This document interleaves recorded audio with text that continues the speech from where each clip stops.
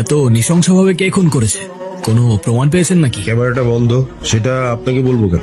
জাফর ভাই, এত বছর ধরে এক ফিল্ডে কাজ করছি, তাও আপনার এই তেরা উত্তর দেওয়ার স্বভাবটা গেল।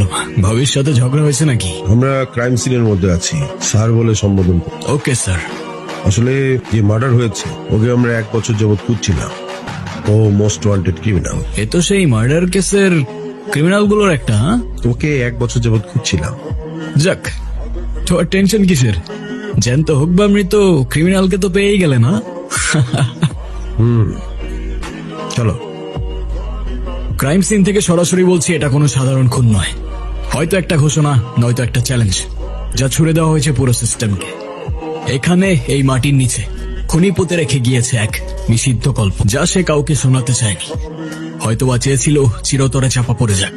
পুলিশ বলছে এই মৃত ব্যক্তিটাকে তারা খুঁজছিল বহুদিন ধরে, কিন্তু এখন সে নেই। আমাদের লাইফটাও এক সময় আর সবার মতোই সিম্পল অ্যান্ড হ্যাপি ছিল।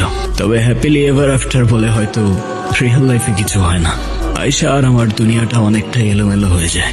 আয়শা প্যারালাইজড আর আমি দিন গুনতে থাকি ওর অপেক্ষায়। আমাদের দেখা হয়েছিল ক্যাম্পাসে, আমাদের ক্যাম্পাসে।